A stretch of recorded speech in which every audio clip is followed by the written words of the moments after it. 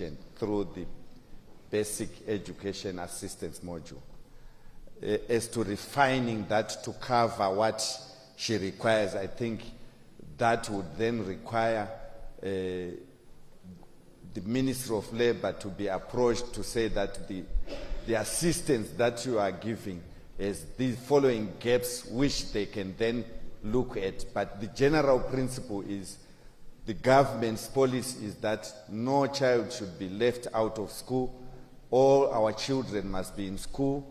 Those that cannot pay, government will pay through the Ministry of Labour via our basic education assistance module. I thank you, Mr. Speaker. Thank you. Is there a supplementary? Honorable Bajira. Thank you so much, Mr. Speaker. My supplementary question to the Minister is that other items that get to be covered by BEAM are not consumables that learners need every day.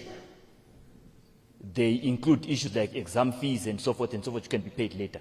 The question that Honorable Linyane raises attends to issues. Ask your supplementary question. Don't paraphrase the original question. Thank you so much. The question is about issues of stationery, which needs What to be... What is your question? My question is, does government have plans outside the issue of BEAM, which is paid later, to ensure that there is stationery every day because BEAM gets to be paid later? Thank you. That's better. Leader of Government Business. Thank you, Mr. Speaker. I want to thank the Honourable Member for the follow-up question. Mr. Speaker, that is now administrative. The payment of BEAM later is what needs to be addressed. But the policy is that learners, those that are indigent, government through BEAM must pay. Ordinarily, when you pay fees, learners are not required, I'm saying ordinarily, to then get stationery on the side. So I'm saying these are administrative issues that perhaps can be ironed out by the Ministry of Labour in terms of coordination between Ministry of Labour, Finance and Ministry of Education. But as a general policy, government pays fees for all indigent learners. I thank you. The honourable members, as representatives of the people, if you are aware of such situations, get data and engage the responsible minister, in this case the Minister of Public Service, accordingly. That's your responsibility as well. Honourable Njanji.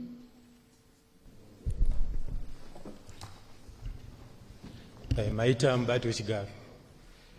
Mvunzo wangu wakananga.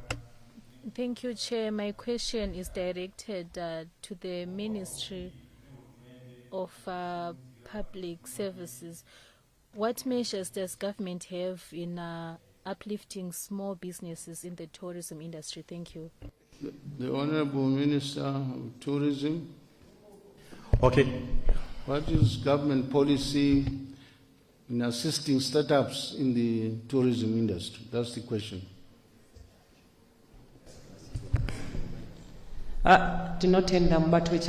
Thank you very much, Chair. I want to understand assistance in terms of what? Starting businesses or tourists to the nation? I did not get the question properly. Thank you. Those who want to venture into the industry, how could they be assisted? Thank you, Chair. Our President have plans in the NDS 1, which are also in the NDS 2, for all the government sectors to work together. So our tourism industry department is working together with the Ministry of Working Affairs, Small to Medium Enterprises. to see those in the business of tourism industry. If there are women, where are they and how many are there? If there are youth, where are they and how many are there? And are those of large businesses, we are mainly encouraging women and youth. We have our departments of women in tourism and youth in tourism working together with women affairs. We look into the grants that are given by the government together with foreign investors who would want to assist in the tourism sector, mainly through now when we are known that we are encouraging tourism worldwide, and we were #1 in the magazine, so we are now well known as the Ministry of Tourism. So we are working together with the Ministry of Affairs, Honorable Speaker, in giving our youths and women encouragement to grow their businesses. When these programs are being done, they come through the Zimbabwe Tourism Authority, and it's broadcasted so that many people get to know about it together with the small and medium enterprises. Thank you, Chair.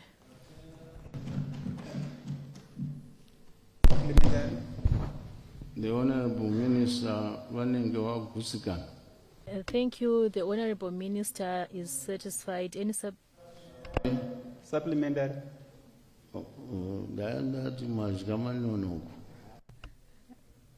You were late. You can go ahead.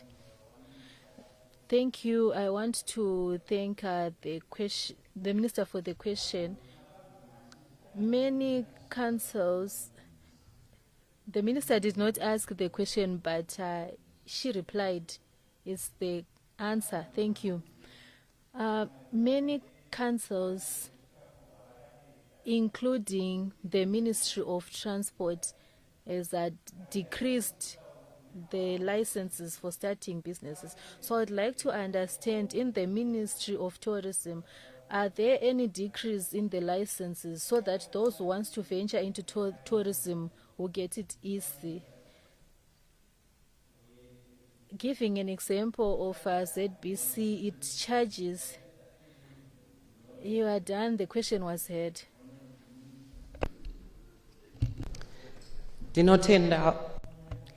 Thank you, Honorable Speaker. Thank you, Honorable, for the question.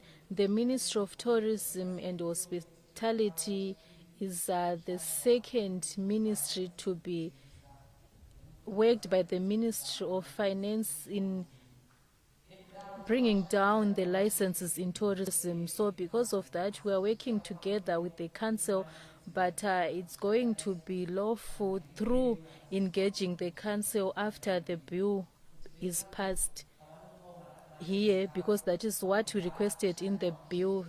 Before the council, whenever they are giving their licenses, they'll work together with us. But the licenses for registering tourism businesses, Honorable Speaker, are very low. They were decreased by half of the amount which had been paid, which was being paid. I'll give for example, the license which was being paid for 350 is now $175.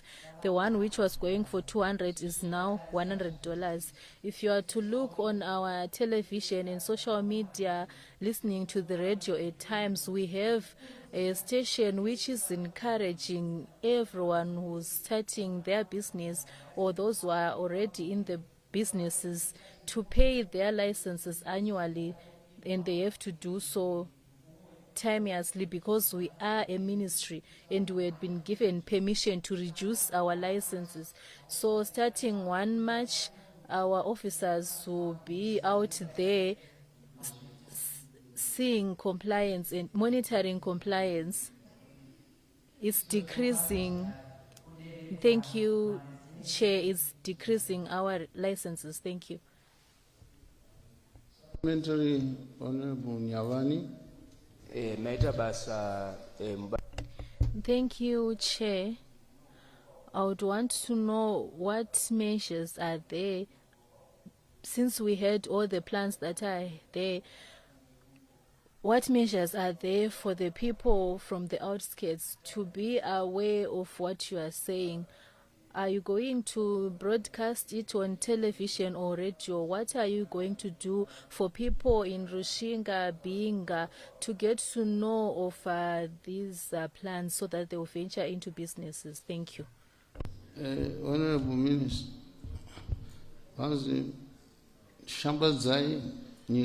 Honorable Minister, I said that you have to advertise, to broadcast. Thank you very much, Chair.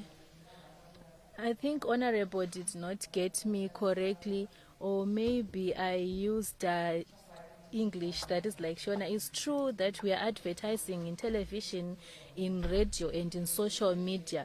And also we have our officers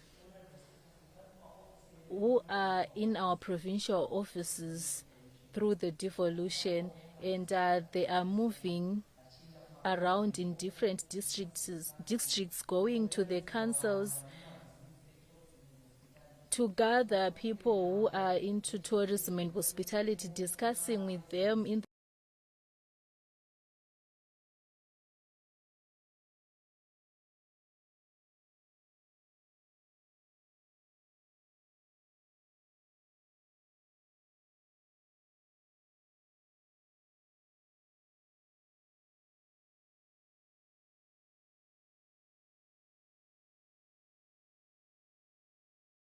Consumers are being shortchanged by unscrupulous dealers who are packaging and repackage certain foodstuffs such as sugar, rice, matemba, without using weighing scales. Now, is there any policy to protect the consumers from that behavior? Thank you.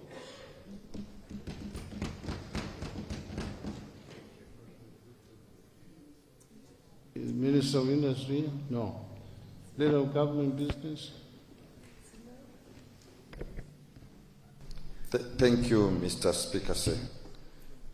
Mr. Speaker, over the last year, on national television, on radio, I think it has been in the public domain where inspectors, trade measures inspectors from Ministry of Industry have been going to shops to check on the weight of goods, be it sugar, meal, and we have seen several of them being arrested and their goods confiscated by the police.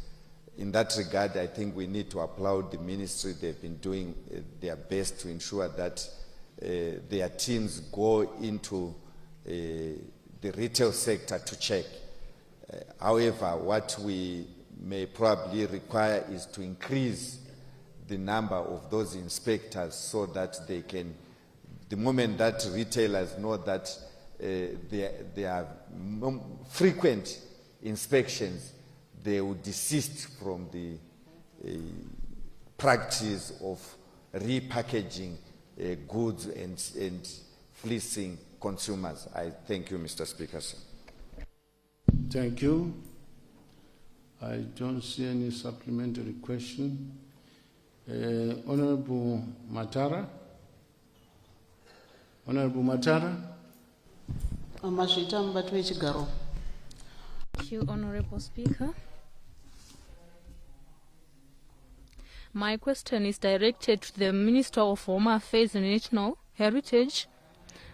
What measures will be taken to see that vehicles move very well during the morning at roadblocks, whereby people be delayed to reach their workplaces?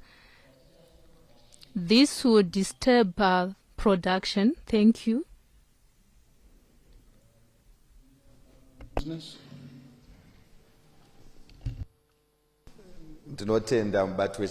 Thank you, Honorable Speaker. Thank you for the question which has been posed. This question shows that there is a complaint on those people who are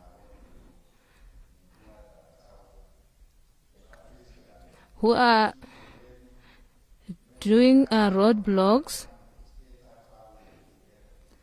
it's our wish to increase these roadblocks because the behavior which is being done on the roads, and if we ignore these, there's going to be a lot of accidents. If you look at places where the roadblocks are not mounted,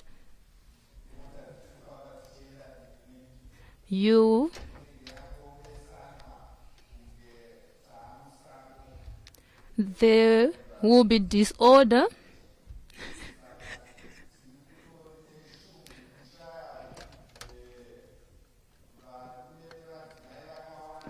We do not have enough manpower to the extent that those who pose the question give questions as to if roadblocks are many, there won't be many misconducts.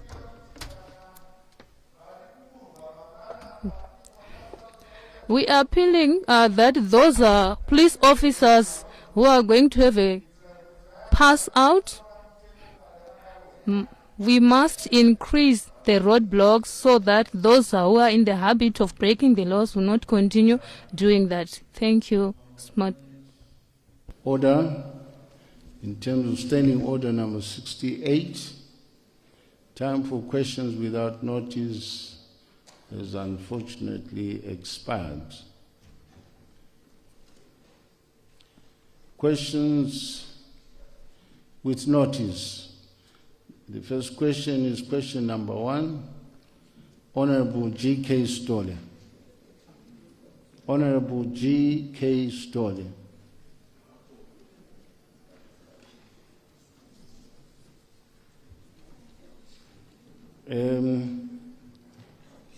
The Honorable Minister of Lands can tender. I'm addressing the Honorable Minister of Lands. Can you tender your response to the clerks at table, please? Can you tender your response? Do you have a response? Who is coming? Thank you, Mr. Speaker, sir. This section of the questions with notice was going to be attended by Deputy Minister Artatos, who is on his way. Unfortunately, Mr. Speaker says he's held out at ministry. If he has arrived, yes, he is going to tender them. He was held up at another function in government. Honorable Artatos, Yes. come forward, please.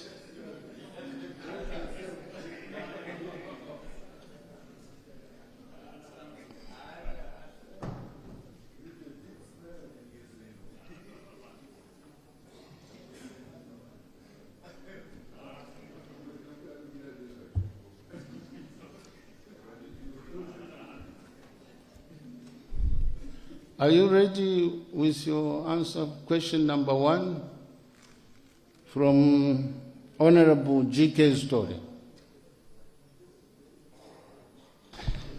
Good afternoon, Mr. Speaker, sir. Good afternoon. Oh, the response. Okay.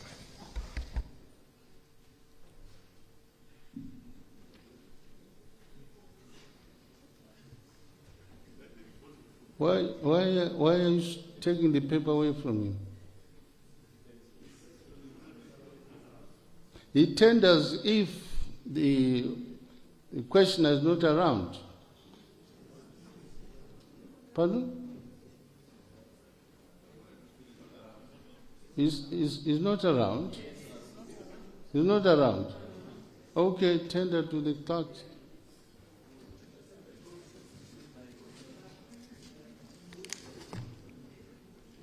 Question number 2, Honorable Karenyi, against Ministry of Lands. Karenyi? The Honorable Deputy Minister, you can tender your response to the clerk's table.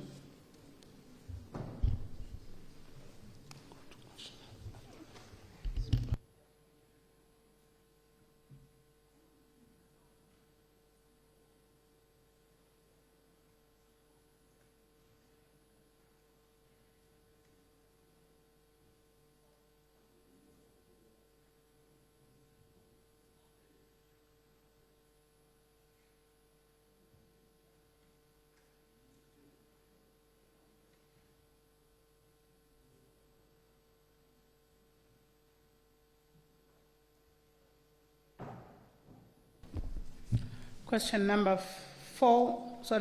3, Honorable Mrambiwa. Yes, question number 3, Madam Speaker. The Honorable Minister of Lands. Thank you, Madam Speaker, ma'am, and thank you to Honorable Murambiwa for the question regarding village business units in Zaka North constituency. Madam Speaker, ma'am, a total of 16 boreholes has been drilled and 2 business units have been established in Zaka North constituency. The remaining boreholes are currently undergoing capacity tests, and installations will commence as soon as the tests are completed and resources are availed. The plan is to construct a business unit in every village, but this is constrained by resources. Thank you, Madam Speaker, ma'am. Thank you, Honorable Minister. Supplementary, Honorable Mrambiwa. Yes. Madam Speaker. Thank you, Madam Speaker. I'm surprised by the response from the minister that there are some boreholes which were drilled from presidential boreholes. From my knowledge, as the representative of Zaka North constituents, I haven't seen them, or I'm not aware of them. I do not know who they approached when they were drilled, because I do not have the knowledge that there are some boreholes which were drilled in Zaka North. Thank you. Thank you, Madam Speaker, ma'am. Madam Speaker, ma'am. I'm sorry, Madam Speaker, because Honorable Mrambiwa say he does not have knowledge that there are some boreholes which are drilled in his constituents. I'm sorry, because I did not bring the list of the 16 boreholes so that he will have knowledge of the villages in which these boreholes were drilled. But our job as the ministry, or I would rather say our target as the ministry, is that we want to drill 35,000 boreholes, and this would transact to 1 borehole per village. The boreholes, Madam Speaker, ma'am, that we do not want to drill new boreholes at the moment, but we also consider some boreholes which were drilled a long time ago, and do some tests to see if they have enough water. And if they have enough water, we will then convert them and then have village business units. Will you allow me, Madam Speaker, know that I'll check the list of all the boreholes which were drilled, and then meet Honorable Murambiwa personally, and then we'll do an inspection of the boreholes which were drilled in each village. Point of clarity.